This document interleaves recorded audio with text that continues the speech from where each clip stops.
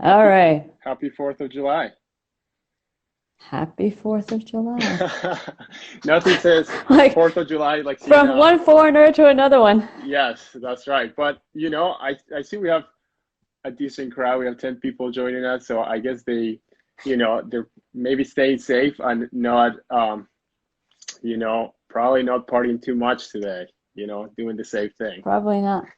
Yeah. Oh, I see Gustav Mahler. Gustav Mahler is seen as Is an he gonna make hopefully a? he actually makes an appearance, like a real appearance in a little bit.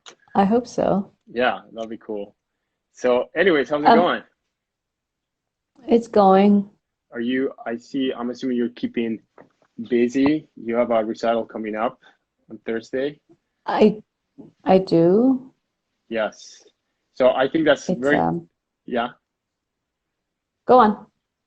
Yeah, no, so I think that's very exciting. And I wanted to ask you a few questions about it. Uh, One of them being actually the logistics. Are you going to be playing live on Thursday? No, it's pre-recorded because of the streaming quality. So, but Right. I only have vibes and xylophone at home, so Uh-huh. that's all I'm recording. Oh, I Oh, see that's a, Felix. I see a kitty. Okay, cool. Yeah, no, that's awesome. I mean, uh, I was just looking at the repertoire, and I actually think it's a really cool repertoire. You're doing the Robert Honson's, I don't know if I pronounce it right, but The Economy of Means, which actually that was a Yeah. piece I didn't know before until CSO posted a video of you playing it, and so I thought that Oh, was really okay. cool. Yeah, I mean that's the piece that was written. So I used to do the Chosen Vale Music Festival up in New Hampshire that Hmm. my friend Doug Perkins runs. They just, I mean, he did 10 years and he's done with it. So, but it was Hmm. written, I think, for Doug for the festival commissioned it. Hmm. So I've known of the piece since it like was premiered in '06 or something. Hmm. And like it's like a six movement piece that's like 30 minutes, Hmm. but each movement, or you can take like play combinations of movements. But it's like I never have this much time to learn music, Yeah. especially like solo rep. So Hmm. yeah, Yeah, I no, that's figured super I cool. started tackling like yeah, I started tackling one movement at a time. So Yeah. um, yeah. Yeah, and it seems like, I mean, vibraphone is, I think it's one of the coolest instruments to have at home right now. Like, I have a xylophone here, but, I see you playing a piece in xylophone, but I don't, there's only so much. I don't know if I want to be playing ragtimes when, like, there's a pandemic going on. I mean, I should, but, so I I think that's cool. know. No, I mean I'm glad to have a vibraphone instead of a marimba because I've never been a big marimba fan, as you know. So Hmm. Yeah. No, I was surprised because I've heard you said that you actually are not that into minimalism. Is that true? And the piece is kind of minimalist. I'm a harmony person. I'm not Yes, a I see. yes. But okay, so while the first movement of the Hanstein is pretty minimalist, but there's still like a melodic line. And the Mm-hmm. second movement is actually like gorgeous. And Hmm. then the last movement I chose to play, which is actually the fifth movement, is I mean, it's all about harmonic changes. It's basically a giant harmonic progression. So Hmm. it's not minimalist as in like boop, boop, boop, Yeah. Or just and then repeat and phase. Like that's the shit I hate. I mean, not hate, but I just like would rather not spend that much time learning. Is like the phasing stuff. Like, yes. how fun is it to play the same thing over and over and then displaced? Right. Ooh. Or just clapping for a little while. I mean, actually, I'm a big fan of minimalism, but I thought that was interesting. Oh, Yeah. I don't know. It's my piano background. I'm convinced. Like, I like harmony. I like Yeah. melodies. I like, Hmm. I mean, it doesn't have to be like pretty, as in like tear your heart out every time, but it has to have harmony. Yes, of course. No, I think it's a super cool piece, and so anybody watching or anybody who's going to watch later, everyone should check out Cynthia's recital. It's going to be happening on Zoom for a few people, right? Like maybe they have to sign up. Yeah, but I Uh, think it's also going on YouTube Live on the CSO channel. So, mhm. Cool. um, I, technology, this is all over my head. I don't know. No, but actually, no, I actually wanted to ask you, I don't know if I believe that because actually I thought the videos you have put out online actually are very, I mean, are well produced. Like, do you do that yourself? Like, do you like do the different cameras? Yeah, so I have my phone camera, and then if I'm using paper music, I have my iPad camera. So I have shot, so everything you've seen online so far, I've shot myself, and then I Okay. send it to Todd, our photographer, and Oh, then okay. he puts in like, and he does effects where then he can all of a sudden zoom in on stuff that I Mm-hmm. didn't zoom in on. Mm-hmm.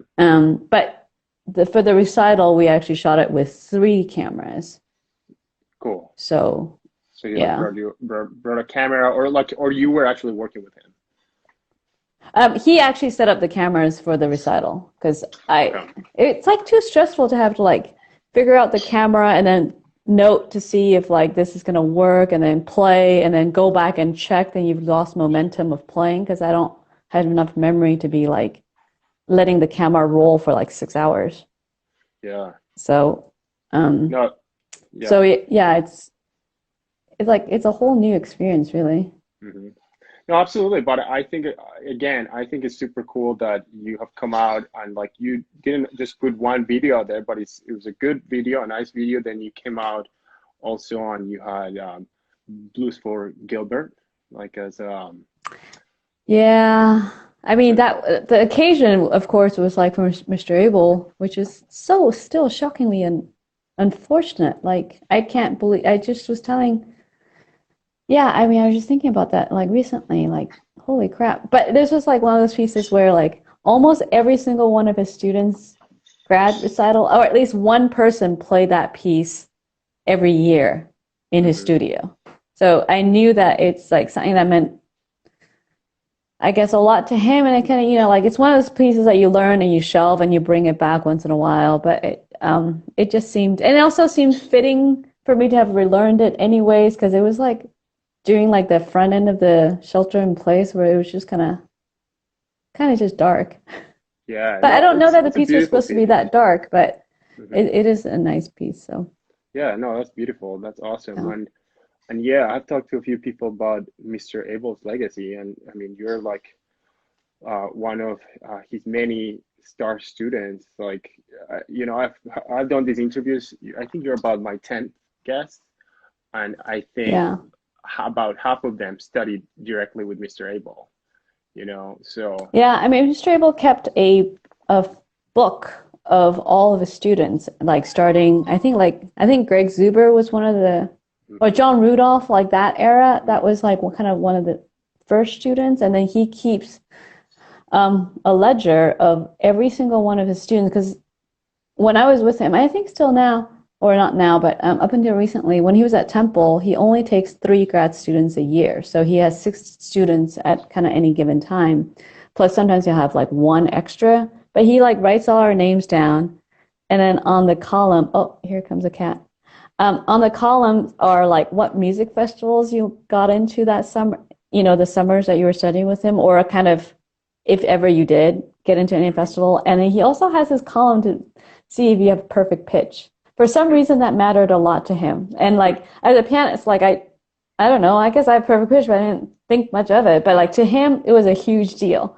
So there's like a separate cool. column for that, and then the last column is um, what you're doing now column.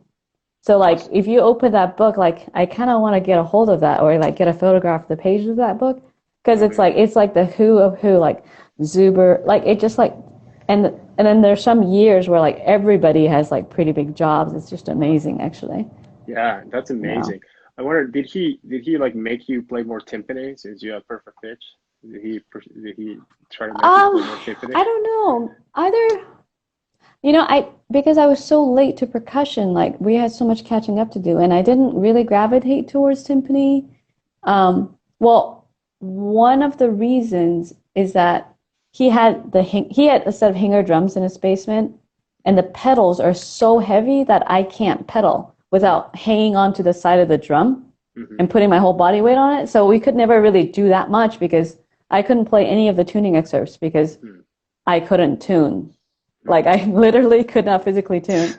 And then also like I've always like coming from like some like the piano, which is like pitch is never your problem, right? And the tuner tunes it and it's perfect. Like Hmm. sometimes it's slightly out of tune, but like all you have to deal with like on the piano is you know how like the bass is one string and then it goes to two strings. And at the very most you have three strings um, that have to be in tune with each other for the note to sound in tune. Hmm. But then the timpani is such an imperfect instrument that like I hated it. And I still do. I just find it to be like you can't win on the timps because there's like how many lugs are there? Like 8, 10 Yeah, spots? yeah. 8, right? And then it's like you hit the damn thing and it sounds like one pitch, you know, when you're tapping it, another pitch if you play a little louder, if the thing is imperfect. But the thing is, it's so out of your control that like if the drum's not round, well, what are you gonna do? Hmm. If one lug is slightly off and then you hear the pitch bend and it just hated Yeah. it. You kind of have to be obsessed with it, like, you know, like David showing up 2 hours before to see Right. your So drums.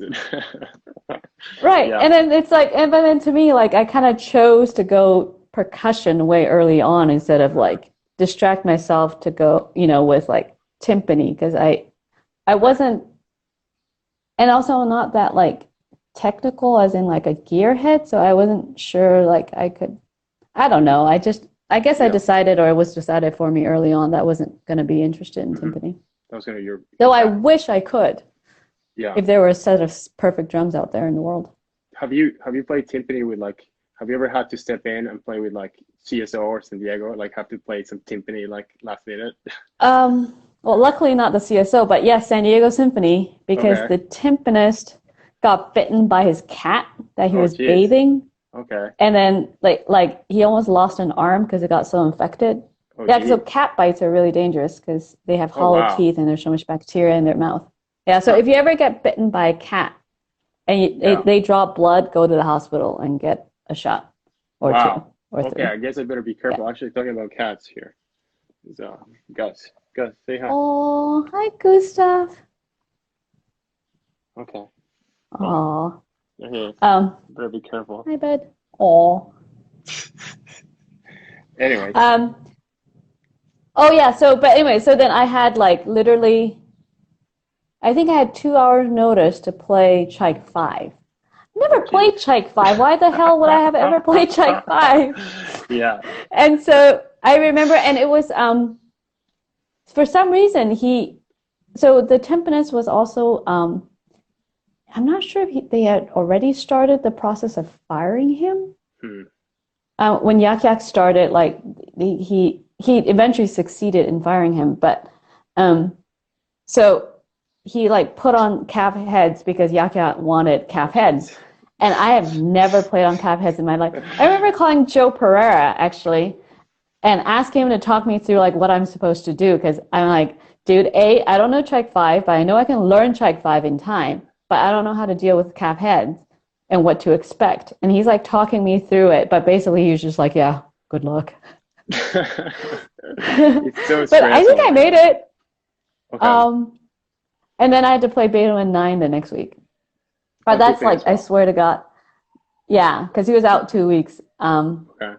So that was like the last time I ever played Principal Timpani was in San Diego Symphony. Oh, wow. I mean, that's cool though. That's a good story. That's a cool story. Well, evidently Yeah, you survived, right? Um, I survived. yeah. So that's cool. So you were in San Diego Symphony from 2004 through 2007, if I'm not wrong. And then you got to CSO. And actually, I was listening to this Casey Cangelozzi podcast, and I think you were saying like 3 weeks after you got the job, you were going on tour to play Bolero, right? Or was it three Um, weeks or 3 months? three Really soon months. after you started Three your months, three yeah. months. Okay. Yeah. Uh, I imagine that must have been stressful, like being suddenly principal of CSO and going on tour playing Bolero, right? Like, how do you deal with that kind of pressure, amped up pressure? Um, well, like you know me, like I'm not big. I was even smaller. Like Hmm. I literally like had to put safety pins in all my concert clothes because I was like I lost basically 10 pounds in like the probationary 2 years. Wow. I just like Yeah. dropped weight and like stayed there because I couldn't eat after 4 o'clock on a concert day. Hmm. But it was fine. Like, but I knew what I needed to do, right? Which was like starting at 4, I can't really have a conversation with anybody. I couldn't eat. Hmm. Um, but I knew that I had to like work out the nervous energy because I really wasn't productive either. So that's when I would do like cardio Hmm. workout every day, like between 4 and 7 at some point, like at least a good hour, so that you're like pretty much so exhausted that your mind is slightly dull.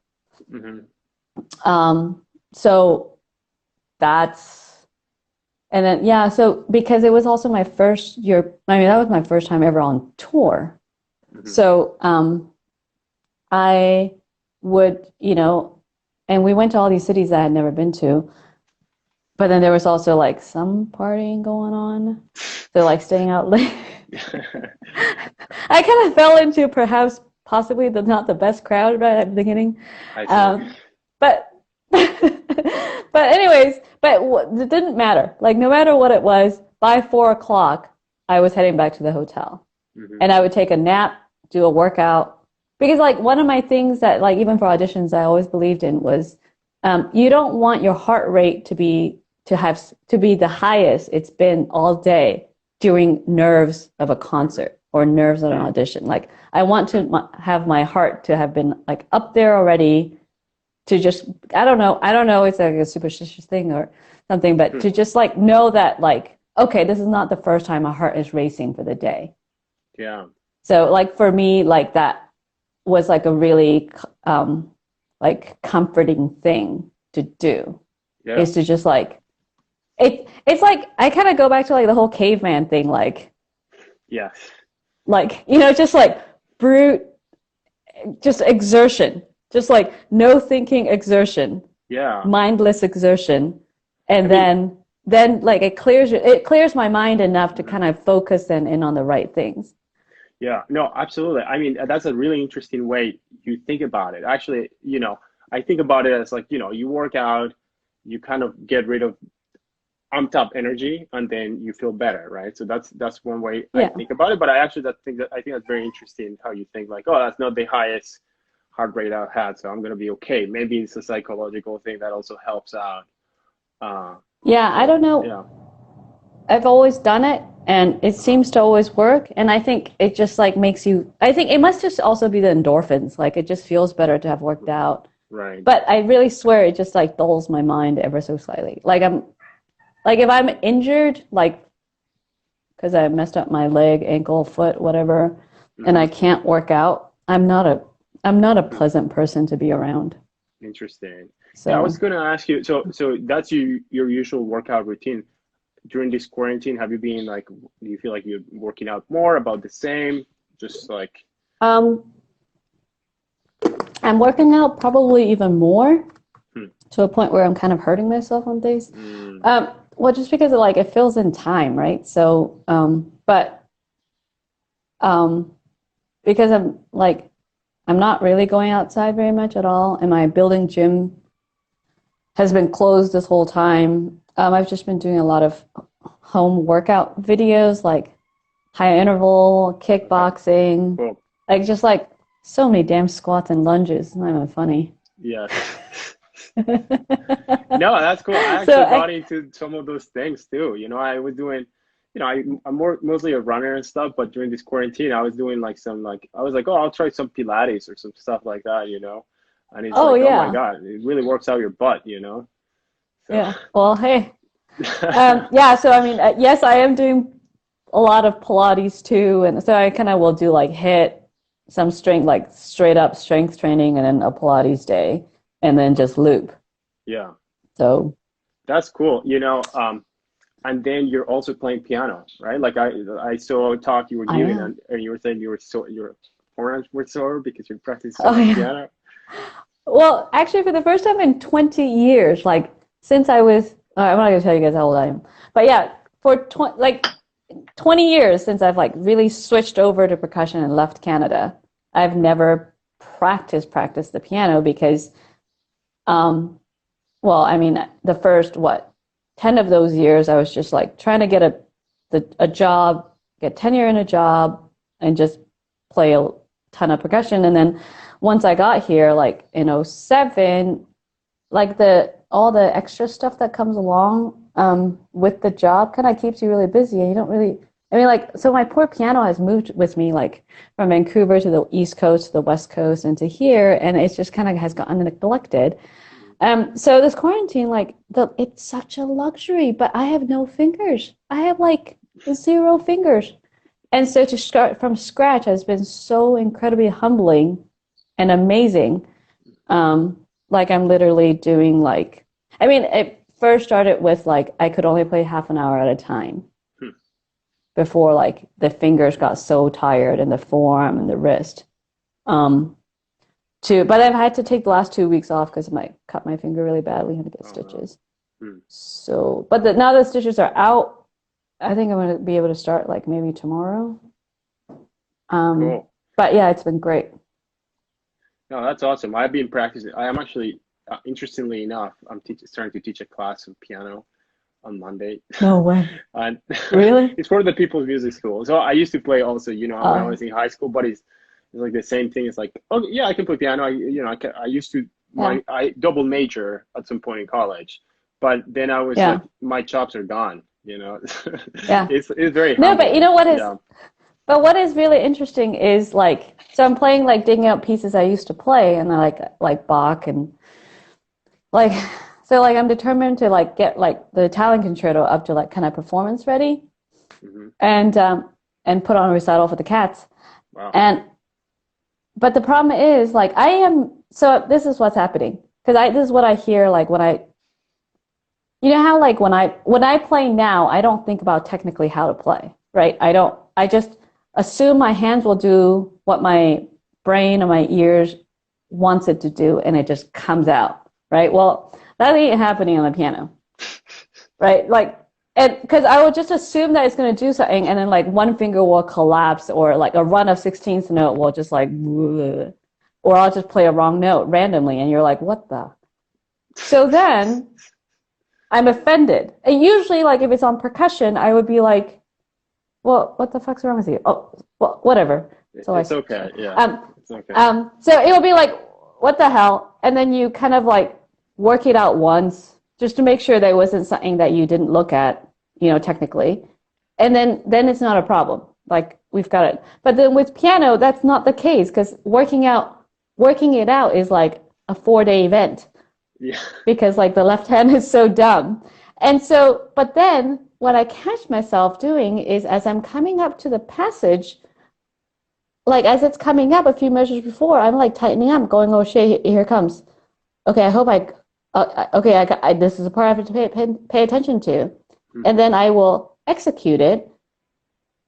But it doesn't sound right at all because all I'm thinking about is the technical thing. So this is Hmm. like part of like what I hear in so many of like the students that I like yell at them for, like, I can hear you thinking about the technique, like it should be so flawless, and I'm doing Right. exactly that. So it's been so Yeah. long since I've had that experience, but I also know what it should be like. So it's Yeah. like it's Yeah. quite like amazing, like it's very confusing in my mind because I know what it should feel like, but it's very extremely frustrating that it's not there. And then if I try too hard, then it gets mucked up too. So then I go back to like, okay, we're gonna shelve this, figure out the problem, and then solve it like, Hmm. doing like Cherny studies.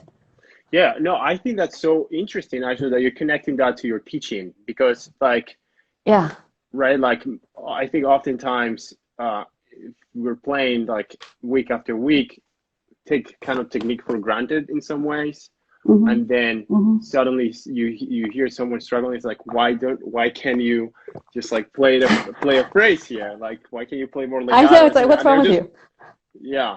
So no, But that's it's cool. literally so. Yeah, so then basically you're saying what's wrong with you is the fact that, oh, you're not technically proficient enough Mhm. to actually play it. And that is what's wrong with you. You're Right. playing. Yeah. Like And somebody needs so to like yeah, sorry. Like somebody needs to like learn something well enough to the point, like when you're not thinking about like, oh, here it comes, right? Like that's when you actually know a Right. piece, right? Like when you actually don't even have to think about that. Exactly. So Yeah. that's been like a new experience that I forgot about from Hmm. like, or I guess, or it's like somewhere in the last 20 years, this became the not having to think about how to play became the norm. Because I think I was like this as a pianist as well, right? Hmm. Like I didn't have to think about it because most pianists, like even like a 12-year-old has great chops Hmm. or, you know, like had enough chops to be able to play like, you know, Bach inventions. And then I'm struggling. Like I know musically how I want it to go, but then these little paws like don't know how to do it to the Hmm. way I want to hear it. So I think it's like such a like actually really interesting because it's like, you know, I also like would tell a student like, well, how do you know what you're practicing for if you don't know what it should sound like, so that you don't know what the end result is, then how are you supposed to work up to it? Hmm. Right? And so now my problem is that I know what the end result is, and it seems like it's so far away technically, but you know, you just have to chip away at it. Hmm. And then like on the flip side, I'm thinking, what was my piano teacher thinking when I was like a 10-year-old playing these inventions? I would have just like plowed through it and would have Yeah. made no musical sense. Like I didn't know what like I didn't feel a suspension. I didn't feel a 5/7 chord. Like, Right. oh Right. man. Yeah, So no, it's so interesting. I think what you're talking about is so related to like you have grown so much as a musician, right? Like to like you're playing with some of the best musicians in the world for the longest time, right? So yeah. like now you have all these uh great like this is how the music should go, right? And now is getting the technique up to the level to being able to do it, right? Which is something that Right. maybe students need to realize. Like when a student goes into a practice room and they're just like tapping stick control for an hour, it's like, okay, Right. maybe your hands are gonna get a little bit better, but that's not probably the smartest way to practice. The smartest way to practice is like, okay, let's say you have a piece. I mean, there's a point for doing that stick control, but let's say there's a piece you're playing Bach, right? And you should have like a really clear, great picture in your mind of how the music should be, and then maybe you work out the technique to make it that beautiful piece, right? Yeah. I Yeah. mean, so like actually, now as you were saying that, it reminded me like, so when I switched over to percussion, I always knew what I wanted the end results to be, even though I had no technique in percussion. Mm-hmm. But I knew exactly what it should be. Mm-hmm. I could hear it. So yeah, I don't know, but I was saying to I did a class for Aspen yesterday and Mm-hmm. or on Thursday, but it doesn't matter. Um, but I was saying like you guys, I don't know who is listening right now, but like we have so much time right now that um like I feel like my relationship with music itself has been different in these last 4 months, only because I've always played something and learned something for a deadline. There was always a deadline. There was the reason I was learning this piece was because here is a concert and I have to be prepared for it. And sometimes I don't have that much time. So it's just like you got to learn the notes. You got to just like kind of quickly figure out what the essence of it is and spit it out and then be done with it. Right. Whereas now, especially like for piano, like it's like it actually like actually brings me joy. Yeah. No, definitely. It, It's isn't that great. weird? But then, so anyway, but now is also the time to just like listen to music for music's sake. Like listen through symphonies just to have it playing. Like wake up and like put on, I don't know, depending on the mood, pick something and put it on and just like to experience it as a whole. Because I feel like that's how you kind of probably grow as a musician instead of just like always focusing on like the excerpt part and listening for that part, Mm-hmm. right? Because we don't, I mean, assuming like you're still taking auditions or whatnot, you most of the time are listening. to learn the part you're supposed to play, or you're not even listening to music at all. Hmm. But now there's like kind of no excuse for that. Right, absolutely. I mean, and something I want to mention because I'm not sure everybody here knows this, but you're actually not on social media. So like No. a lot of people, so Cynthia is joining me through a little Instagram account that I made for the show, right? So it's not like she has a secret Instagram account. So actually, I think that's super healthy. Like if anybody's wondering how can Cynthia be so productive, because you know what we talked about, you have to come out with like the videos for like CSO, you're having a recital next week, you're also practicing piano. And I think part of it has to do, I mean, of course, there's the discipline and the love of wanting to do things, but you're not distracted by like some stupid app that is toxic all the time, you know? So anyway, No so comment. okay. So anyway, that's just a comment that maybe we should all consider social media. But uh, I am with you on the fact that, you know, it's actually kind of fun to listen. Like I've been listening to like Bruckner symphonies. And there's this podcast. I discovered this podcast. Shout out to Josh Weilerstein. He has the Sticky Notes podcast where he goes in depth about certain pieces. So it's kind of fun. It's kind of a little nerdy Okay. podcast. Yeah, I mean, it's just like this is like, I mean, like I don't know. I feel like we're all gonna come out of this eventually, and then like however we come out of it, what shape we're in by the time we come out of it, I think it will be like night and day for some people, you know? Hmm. And so like I guess I'm always like a productive person. Like I wouldn't, though I have to admit, I think I need to take like a month off and go in the mountains or something. Mm, Like, yeah. because I feel like I've actually like really hunkered down and worked my ass off the last 4 months. Hmm. Um, but yeah. Yeah. No, and well, you just happen to be in that place. And you just happen to be downtown Chicago, which is actually probably not the best place to be able to go out. I mean, I guess maybe you can, you're by the park and stuff, right? But you have made Well, the best out of the situation, right?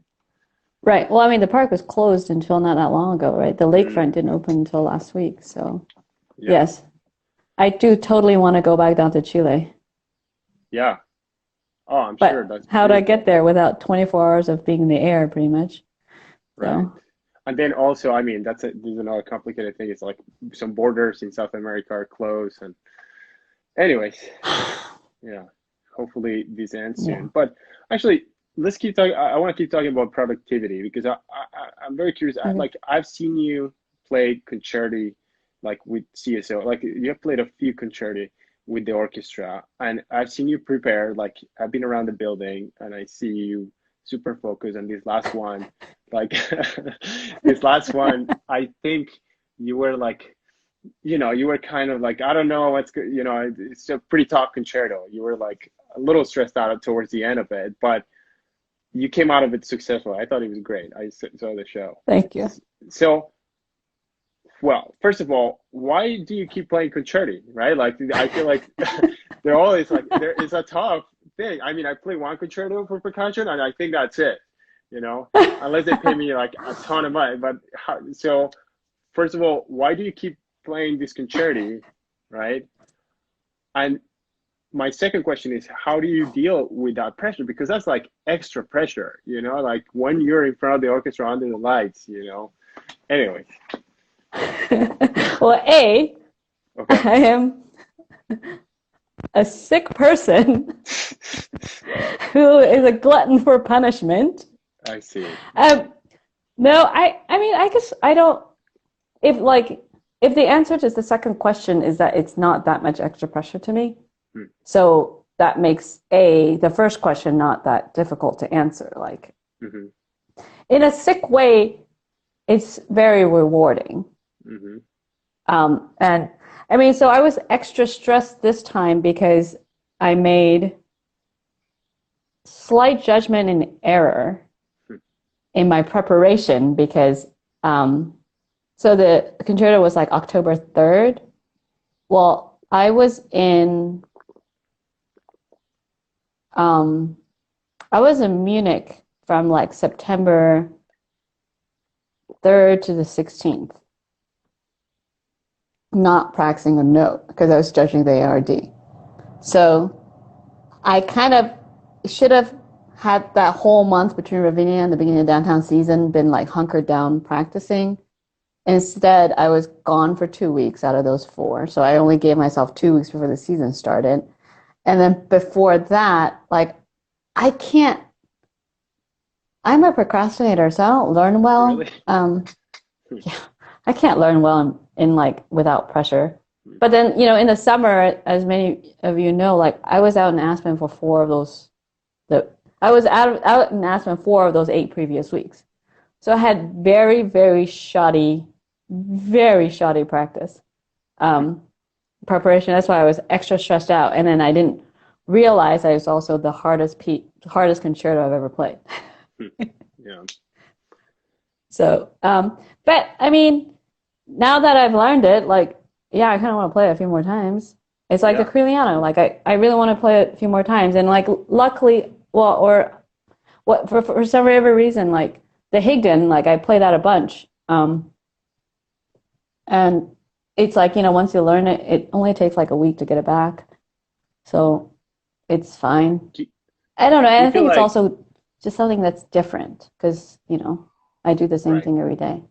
keeps it varied. Do you feel like, do you find yourself being like better at like playing or like within the section right after, or like do you feel like it's suddenly much easier to play like after you play a week, you play a concerto, and then the next week you have to play like I don't know, Kiji, or like it's like oh okay, what's the big deal? I actually felt I say it from experience. Actually, I played I played this one concerto, and in the Yeah. same concert there was Kiji after, and Kiji never felt so easy. Like just playing. Oh, Yeah, so did they like copy the same program that the Corigliano was done on when I did it? Because Kiji was on that program, but it was the first piece on the program, so I didn't actually play it. yeah. I guess they probably did copy it. I Um, don't know. Yeah. um, I don't know. I guess I don't even think about it like that because Mm. this is not supposed to sound rude or arrogant, but none of that shit is that hard. Like Yeah. you just play it because, well, I mean, I guess because I guess I work under my mantra is more like failure is not an option. So you gotta pull something out of somewhere. Hmm. So it Yeah.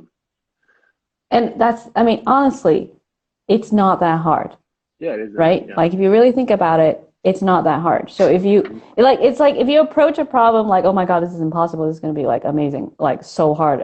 Like if you think something's impossible, it will be impossible. But if you just think something is like whatever it is, it needs to be played, you just play it, then like the baggage is gone. Right. I think that's like that's like the attitude that I have Hmm. Yeah. I um, think with everything. it perhaps is like a psychological thing. Like just say for me at least, just because it's like oh I just played this whole thing and then I'm playing and I play a lot of timpani and Yeah. I was playing Kiji and it's like oh that's so easy. Like it just felt so easy to me. But I think it's just so psychological in some ways. Um, Yeah. Yeah, but last thing about this, I just feel like out of stuff that I've seen, I think one of the superpowers is your focus, right? Because first of all, you have no distractions on your phone or anything. And I feel like I've walked by, I've seen you practice in Bontrack, I've walked by a couple of times, and you don't even acknowledge, like, oh, there's somebody walking by. You're just like, so no, I didn't know that you came in when I was practicing this last one. Actually, I don't think. I I think know I've run everyone into you scares the once or shit out of me twice. whenever they distract me, like interrupt my practice, because Yeah. I I Well, guess I'm that focused.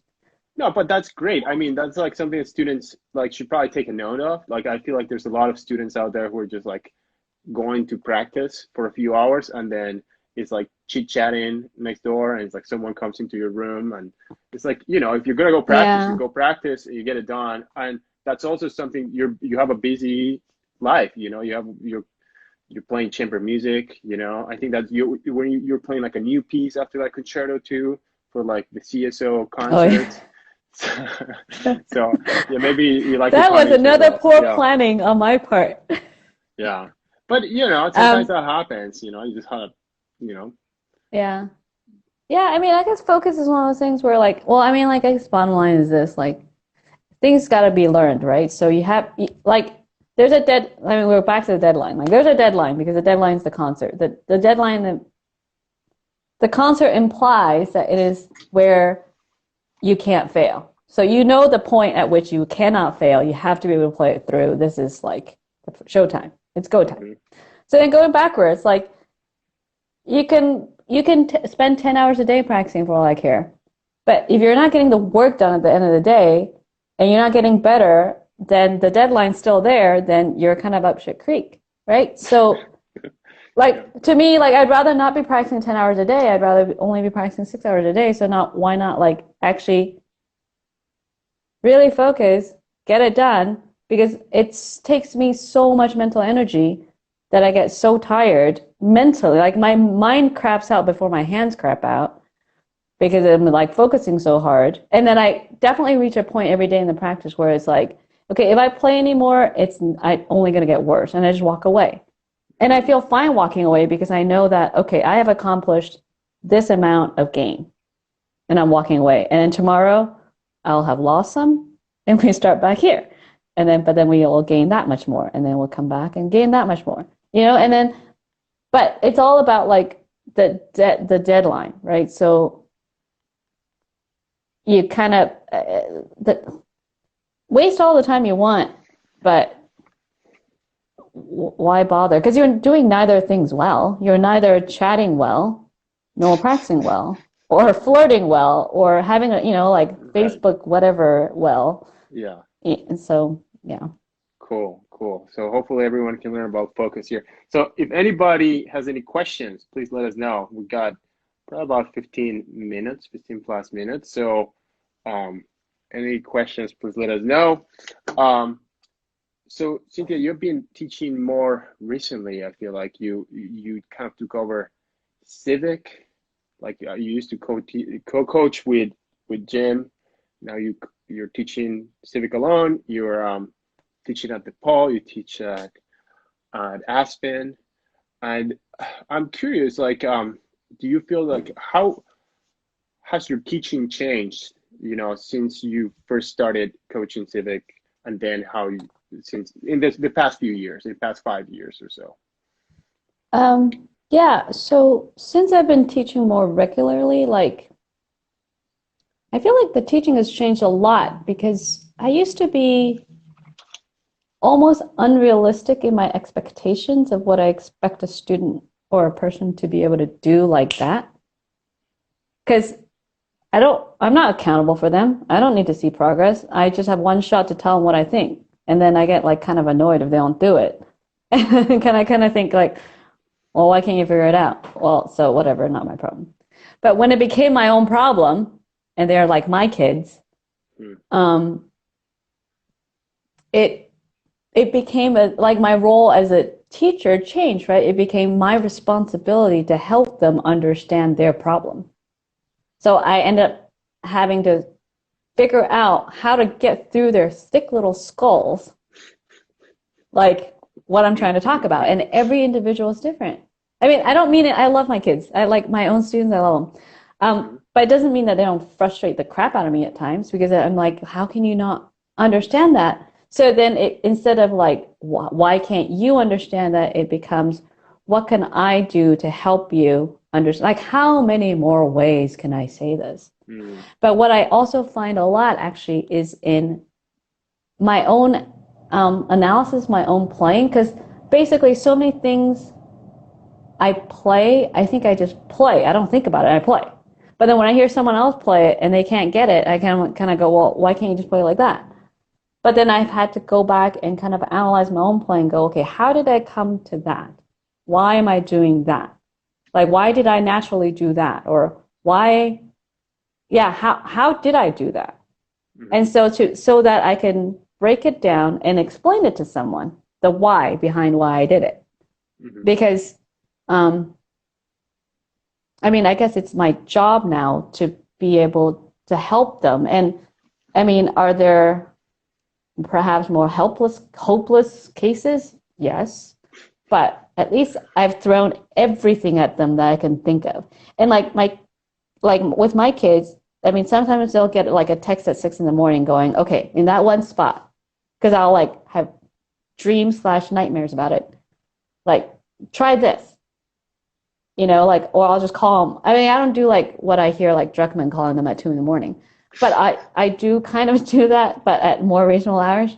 And sometimes because I'll think of something, or I'll have played a concert and like about to play something, then I'll think of like, oh, I just did this. Okay, I could. I wonder if that would help them. Hmm.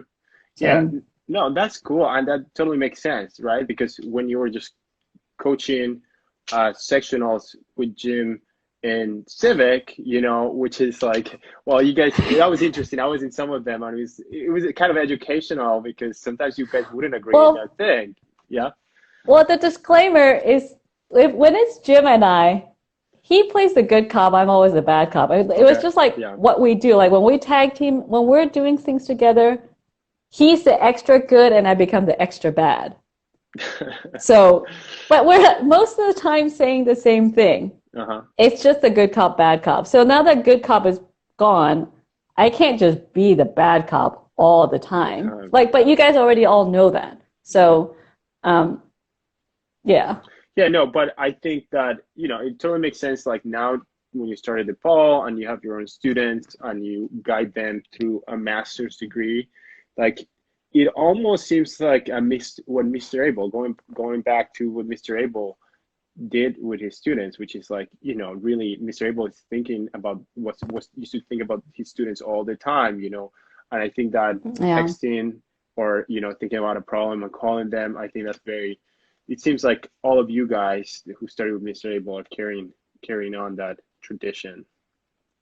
Yeah, I think that's something that you don't think about, but like because I care about the students, like I don't think you can just, I don't know. I would hate to study with a teacher that just tells everyone to play the same thing the same way because everyone's an individual and their minds and their development and their hands are all so different that you can't, it's not a like a stock solution. There is no stock solution.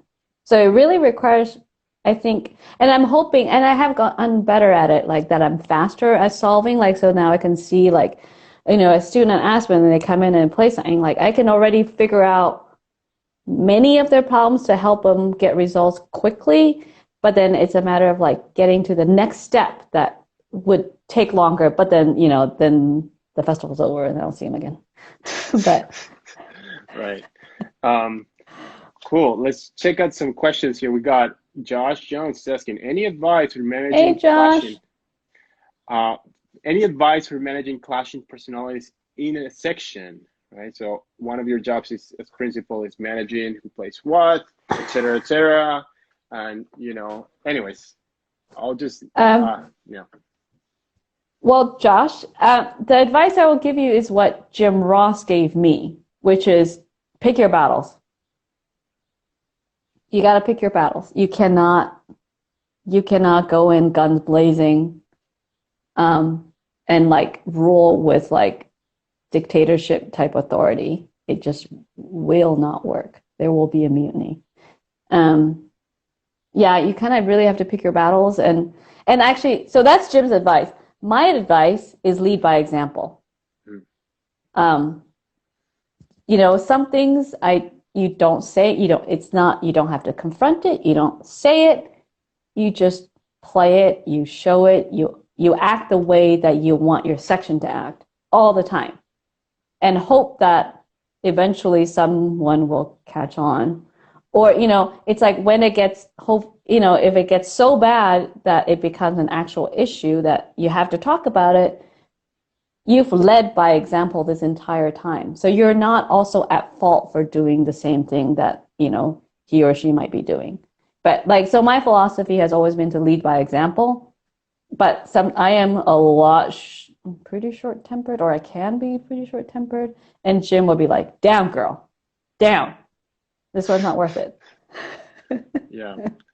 And also like think about the long term, think about the bigger picture, because sometimes you get so caught up in like this little thing and it just like, oh, this should probably also apply in relationships, doesn't it? I should take my own advice. You get so caught up in like little thing that someone does that is like a pet peeve of yours. I mean, and let's face it, like people I work with normally, you see them more than your families, right? I mean, like they're like the orchestra family is a lot of times you spend more time. Well, for me, yeah, they're like the people I spend most time with. So there will always be like friction. I'm not talking like in the section. I'm talking about like the orchestra. It's like 100 people. It's like a marriage. You marry into the family. You don't get a choice in who the family is, right? So, but it's more like also think longer term, right? Because you're in it for the long haul. I mean, like in my situation, like it's a tenure position. I'm not really going to go anywhere. So you have to work with these people for the rest of your career. So you kind of have to, and this is where Jim's advice comes in, right? Like you got to pick your battles and kind of like be very strategic. But most of all, like I try to just lead by example. Cool. I see another question here. It's like, what methods of practice recording have you found most effective for you? And have you found that writing everything down in detail is best or not as much? So actually, I'm gonna rephrase this. Like when you were practicing, like for this recital and stuff, how much are you recording yourself? Do you record yourself much anymore?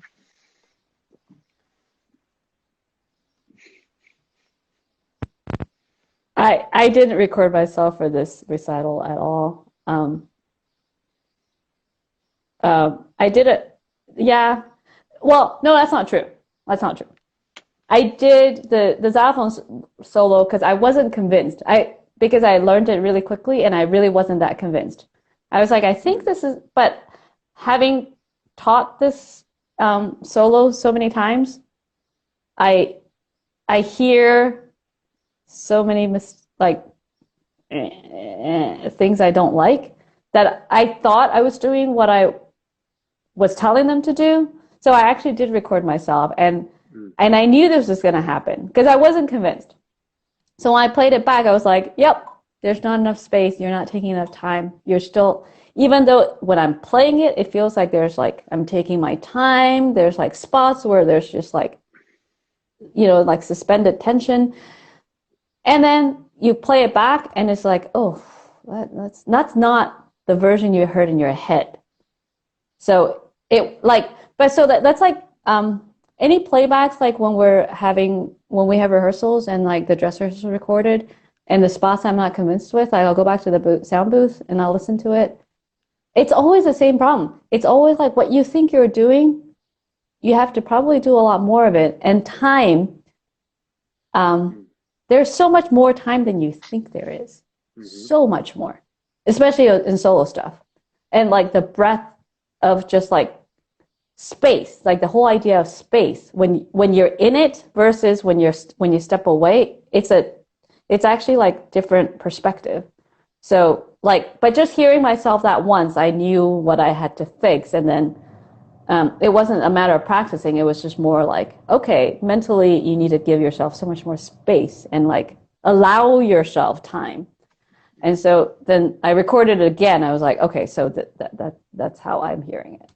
Mm-hmm. But the one thing about you guys recording when you're practicing excerpts and whatnot is it's shocking how few people actually truly hear what they just played. Because you have to, like, that's the thing, right? So the reason why I knew that I didn't have enough space is because I knew the version I wanted in my head. And when what I heard did not match up, I knew that something was wrong. Mm-hmm. If you do not have a really true idea of what it is you want at the end, what you're hearing only matches up with what you're used to hearing.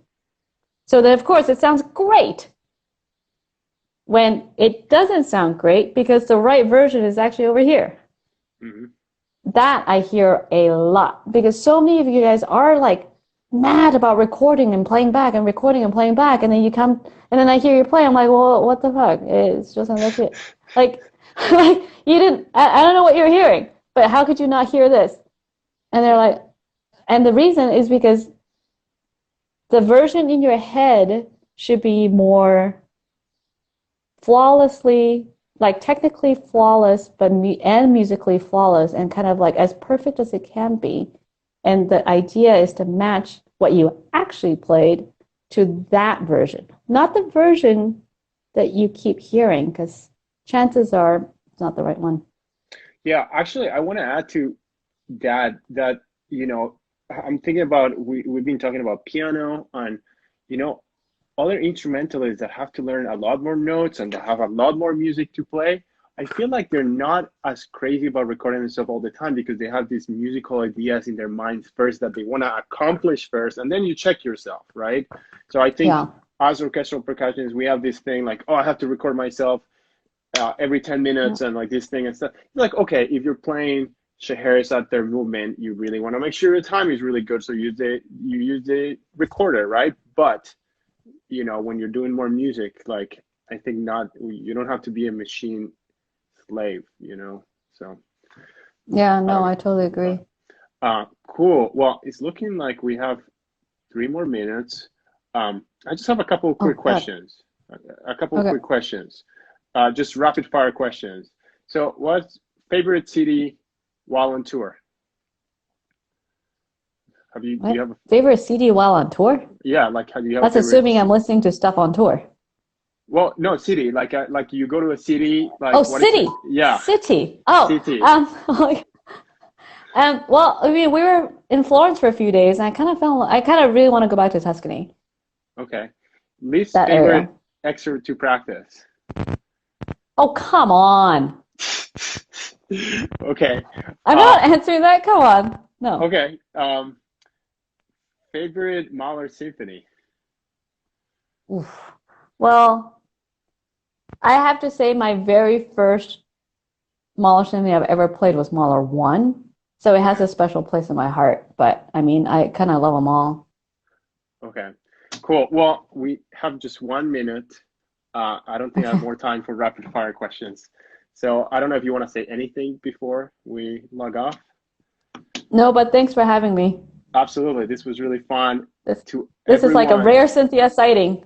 yes, yes, on social media, but everyone should see her again on her recital this Thursday, 7 p.m. on Zoom. Go to the CSO website, you know, and I'm sure you'll find out how to log in. But thanks again. Thanks everyone for watching, Thank and you. hope to Thanks. see you in real life soon. Goodbye. Bye. Bye.